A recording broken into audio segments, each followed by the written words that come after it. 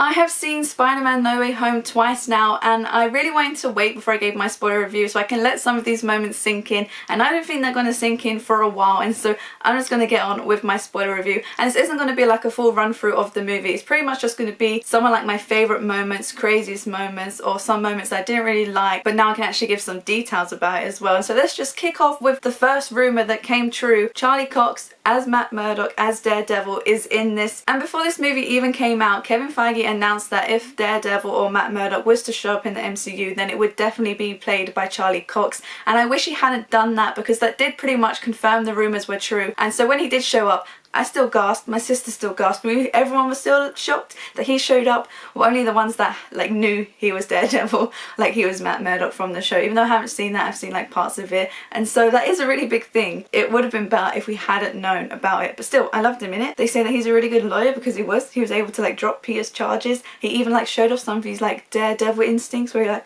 caught a brick that was thrown through the window. And now we're skipping forward quite a bit to the first moment that made me cry, and that was Aunt May's death. From the trailers we knew that someone was gonna die, and I think like pretty much maybe Aunt May was like the best person to die. Like she didn't have much else she could have done in the MCU, but I really thought Happy was gonna die because in the trailers where he has like the guns pointed at him, I thought they was just gonna like shoot him, or because there was a big explosion I thought it was just gonna explode him as well. But thankfully Happy didn't die, so I didn't have to cry over that, but I did cry over Aunt May's death. And initially it wasn't just because she died, like she got knocked down by Green Goblin's glider, but she was completely fine after it. She was just like, come on, let's go, let's get out of there, until she like collapsed on the floor and was like, I just need to breathe, let's just rest for a moment. And then Peter's like, yeah, okay, let's just rest. Let's just rest. And then when she does die, he is him. It's when someone dies but the person who's with them's like, no, don't go. It's okay. You're okay. Don't go.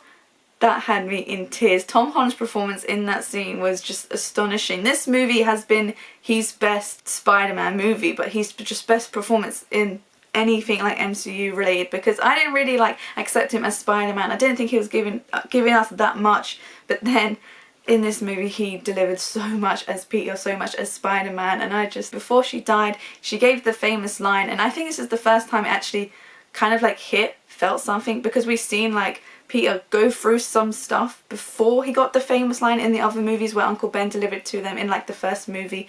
But in this, she says the line, with great power comes great responsibility, and it felt like it hit in that moment more because he had already gone through some stuff in Homecoming, in Endgame, in Infinity War when he just did, and in Far From Home. But now in No Way Home, it hits on him because in this movie he does needs to show his great power, but he also needs to show that he has great responsibility, because he has a responsibility to save not only the world but kind of like the multiverse. Ned's magic! He made a portal. He had Doctor Strange's like rings and made a portal, and because he made a portal because he was like, I wish Peter was here.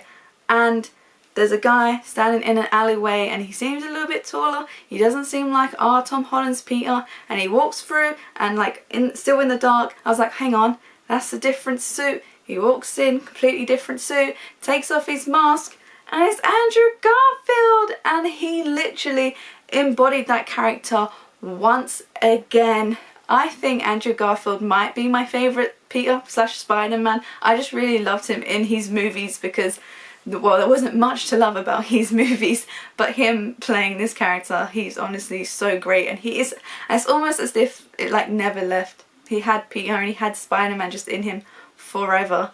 But because it was Andrew Garfield and not Tom Holland's Peter that showed up, MJ and Ned was like, hang on, that's not our Peter. And then they did it again, still not Tom Holland Peter that's showing up, but it was Tobey Maguire's one, and he wasn't in his Spider-Man suit, but Andrew Garfield was. He was just in like some normal clothes. He was like a hip youth pastor, which like Andrew Garfield made a joke about later in the film. And when he showed up, I think that made like a bigger reaction in the audience, which was like, ah!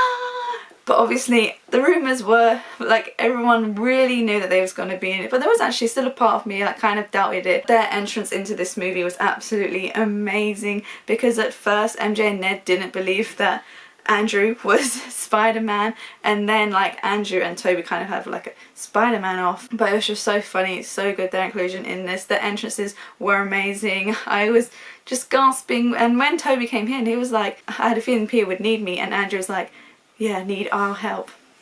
And so their Spider-Man showed up after Aunt May had died, and so Tom Holland's Peter was really going through it, and they came and met him, and they had like a big emotional scene. I'm just gonna go by like their actual names now. Tom Holland just wanted to like really get back at Green Goblin. He just wanted to send all the villains home without helping them, until like Tobey and Andrew like spoke him out of it, said about how we lost Uncle Ben.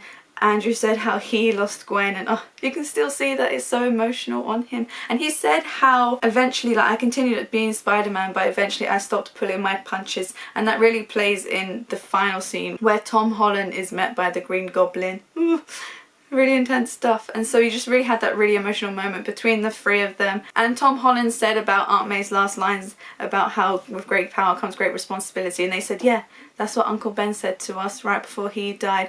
Let's make them actually mean something. Let's make like what Aunt May stood for actually mean something. And he did by the end of the film. And yes, they had that really emotional moment in there. And there were like other emotional moments throughout the films with the three Spider-Mans or with them individually. There were also so many funny moments. They kind of like had a nod to the meme where you have the Spider-Man pointing to each other. And it was just really funny, them kind of like learning about like, oh, what's going on in your universe. They talk about their different villains. My brother said there's a really cringy moment where Tobey kept saying to Andrew, you're amazing, you're amazing. And yes, that was both like a nod to like the Amazing Spider-Man movies, and I also felt like it was a nod to Andrew Garfield himself. Like, he was amazing as Spider-Man, but because his movies didn't get that much good rep, he didn't get that much good rep.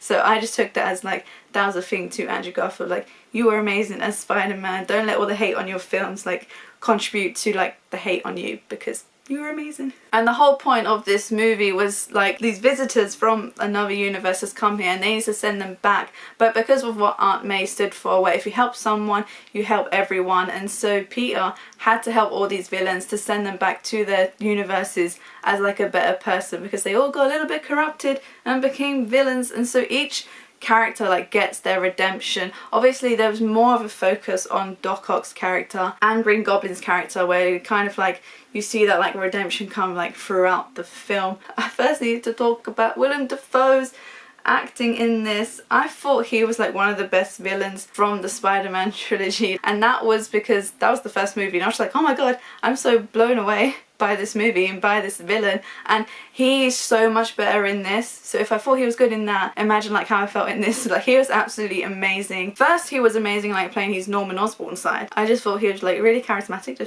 I just really liked him in that. When like the Green Goblin side comes out, because there's one scene in particular, he is like throwing Tom Holland through walls, through floors, through several floors. I didn't know the Green Goblin was that strong, and Peter is supposed to be really strong as well. Spider-Man's supposed to be really strong, but he didn't seem that strong in that moment. And there's a part where Tom Holland is punching him in the face so much, but he's still smiling. Like, that was very like Joker-esque, very Green Goblin of him as well. It was absolutely phenomenal. You could see the craziness in his eyes in like when he was as Green Goblin, but you can also see like the sadness in his eyes as well when he was just Norman Osborn. His redemption comes right at the end, where Peter obviously wants to get revenge. Like, he killed his aunt, he killed May, and so there's right at the end there's a big fight between Peter and Green Goblin, and instead of him like fighting from a distance using his webs or wherever, swinging around, he's actually hitting him and punching him, like flipping him over. And because of the sound effects,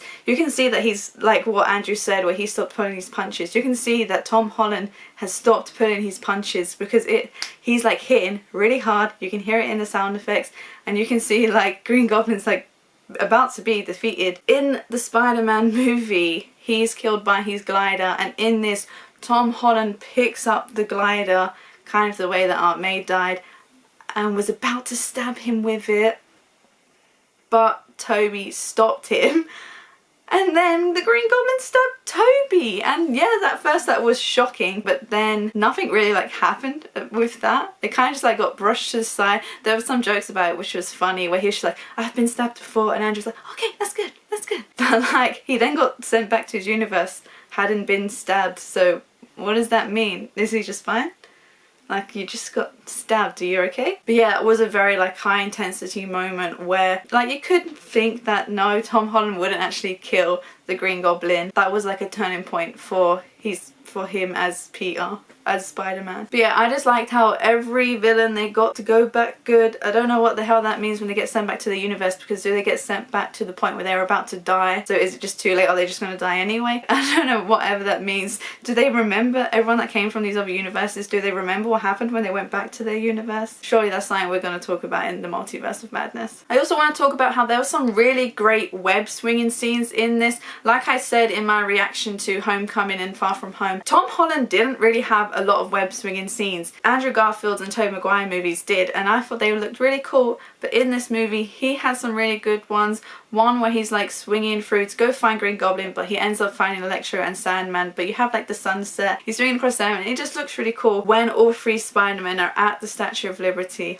Oh my god, just when they like learn to coordinate and they just like run off the statue, off the scaffolding, and they like swinging across, and you can see them like doing like their different poses swinging, but when they like whip off each other, like very like the film Whip It, when they like whip off each other's like webs, oh, it just looks so good. And each time I watched it I just got like goosebumps because it just looked so cool. And then they all land in their different poses. I love how each one has like their distinct pose, and so you can really not only tell like who's who with their suits, but just with how they fly, how they swing, how they land. It just looks really cool. I love their team up because Andrew and Tobey like hadn't had a team up before, and they talk about that. And there's a really funny moment where Tom's like, I was with the Avengers, and Tobey's like, oh, that's so cool, you're with the Avengers?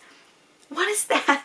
And Andrew's like, is that a band? Were you in a band? It was just really funny because obviously they're from different universes, but them teaming up, oh, I want to see it again. It's just so good. And so like I said, all the villains like got their redemption, but we saw more that Doc Ock and the Green Goblin got their redemption. But other people got their redemptions as well. Like Tobey kind of got his redemption where he saw like the Doc Ock was fine. They had a really like sweet moment. He got his redemption like when he saw that the Green Goblin was okay. Like he finally like got these villains to be okay, because obviously he felt bad because like Norman Osborn was kind of like a father figure to him, and then Doc Ock was like his favorite scientist. But I think the redemption, the moment we all wanted, was Andrew Garfield's Spider-Man to save MJ. And so in the trailer you see her fall. Everyone had the theory there was going to be, if Andrew does show up in this movie, he's going to be the one to save MJ because he couldn't save Gwen. And at first I was like, that's such an endearing moment, oh my god, I want to see that. But then also part of me was like, is that going to hit as much? Because MJ doesn't know who Andrew Spider-Man is. It should be like Tom trying to save her. And so he does dive down,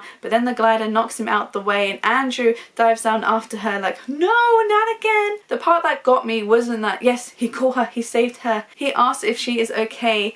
It's the part where she asks if he's okay, and he's just like crying like, yeah, I'm okay. That was another moment where I just cried out. It was just too emotional, this film, because that's like a really happy moment, also really sad, and so I did cry at that. Obviously when the first Spider-Man showed up, I cried at that, but it was a really happy moment. And then like the end of this movie where the multiverse is still like breaking open, like people from all these other universes are gonna come to the Peter Parker, the Tom Holland universe, because everyone who knows Peter Parker is Spider-Man is coming to this one universe. And so Doctor Strange has to cast the spell that makes everyone forget that Peter Parker is Spider-Man. And I mean everyone. Initially the spell was gonna be everyone except from like MJ, Ned, Aunt May, Happy, but because he tampered with it too much he couldn't use that spell. And I thought, why can't you just do that spell again, but like before like he starts the spell again, say who he wants to remember him as Spider-Man. And so it doesn't have to be everyone, but it is everyone, and so he has to say his goodbyes, and there is a hug between all three Spider-Men. Boy did I cry, because that's such a happy moment. It's also a sad moment, and I was just like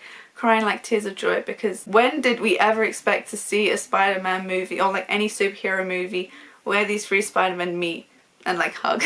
But then after that he has to do his goodbyes with Ned and MJ, and because MJ had a bigger role in this, she had more lines, she had more personality, she had more character in this, she was like there pretty much for the whole film. It hurt so much when he had to say goodbye to her, and then at the end of the film he goes back to like the shop where she works at, and she like waves, but Ned's behind him, and so she's waving at Ned, not Peter, and she doesn't remember who he is, even though she still has like bump on her head, she's got a plaster on it, she's still wearing the necklace that he gave her Spider-Man Far From Home. There's still like things lingering around where like she remembers him but she doesn't actually remember him. So I really like where they left Peter's character in this, Tom Holland's character. I really like how they left like everyone else. They all got accepted to MIT, they're all going off, and it has been like announced, confirmed that Tom Holland is going to come back for 3 more Spider-Man movies. It's going to be like his college years or something, and so we're going to see them again. Hopefully they all go off to MIT. Is Peter like trying to get friends with them, but he also like knows that whoever knows he is Spider-Man are going to be in trouble. And I also need to say that we got it again. We got another Spider-Man movie ending with a funeral. This was the last point where I cried at, because all the other like Spider-Man movies, Tobey's and Andrew's, they all ended with a funeral because everyone just dies in them. And so in this one, it wasn't like a funeral, but he was at the gravestone where Aunt May was buried, and on it said, if you help one person, you help everyone. Really loved it. And Happy shows up and he asked Peter, so how did you know her? That was so sad, and I cried again. And he's like, oh, Spider-Man, and Happy's like, yeah. So I just don't get how that works. I just don't get it. It's just sad, like one of the first people to know that Spider-Man was Peter Parker is like the first person to say like, how did you know him? Like they all knew together like Peter Parker was Spider-Man, and he's asking like, how do you know? And he also like references like, I've lost someone before and it hurts, but it hurts more when you remember like what they stood for. It doesn't mean anything. Like, did it ever really mean anything? And Peter Parker's like, yeah, it meant something. Oh, just emotional again. I can't believe I forgot about this scene, but I really do want to talk about it, and that is the final scene, the final moment in this film where Peter Parker is in his new apartment and he made his own suit, and then he swings through New York, and it really does like connect to Hawkeye. We're out in the show in Hawkeye, but this suit is honestly the best suit I've ever seen in a Spider-Man suit. None of the suits in any of the films made me really be like, oh, that's such a good suit. Only one suit made me like really hate the suit, and that's the Iron Spider suit. But this one, where it's like pure red and pure blue, it looks so good. You can tell he got the inspiration from like Tobey and Andrew's suits. I just loved it, and this is probably like the best swinging moment ever in any film. Just because, not that it looks incredibly amazing, it does look really cool, but because it like meant the most. I got the most like feels from it. It was just an incredible way to end this movie. And with like the final shot where he kind of like dives into the camera, my sister kept saying that it really looks like Into the Spider-Verse, and I think it kind of does as well. And now I need to talk about the 2 post-credit scenes. The first one was Tom Hardy showing up. Tom Hardy's Venom, Eddie Brock, from the post-credit scene of Venom Let There Be Carnage, where he like gets transported to Peter Parker's universe, to Tom Holland's universe. He's learning about like the Avengers. Like, so you had a playboy billionaire, you had a guy who was green and really angry, and Venom's like, oh, we should go see this Spider-Man guy, but then he gets transported back to his universe, but left a little bit of his Venom symbiote on the table, and you see like just some little like black goop there, but then it moves, but then it cuts away. And so one, I really liked how they handled it. I'm so glad they didn't decide to throw Venom in as like a sick villain. It didn't work in Spider-Man 3 where you just threw him in. There's too much going on in that movie, and so I didn't want him to just be thrown in this, because I feel like he would get overshadowed, because Tom Hardy is a big actor, and so he did need to play more of a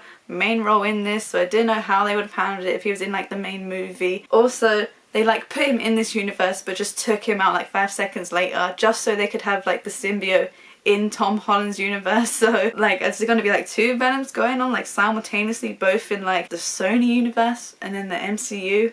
Like, don't know what the hell's going on with that. Don't know if it'll be Tom Hardy coming back again. Don't know if they're just gonna have someone else. It was a really funny scene, and I liked how it was like short and that's all we got of him in this universe, but then it also like brought up a lot of questions with what are they gonna do now with a new Venom or the old Venom, like how are they gonna bring him back. And then the second post-credit scene, I'm not gonna talk about it too much because I'm gonna wait till they like release it like out properly. We finally got a first like teaser trailer of Doctor Strange 2 Into the Multiverse of Madness. Ah!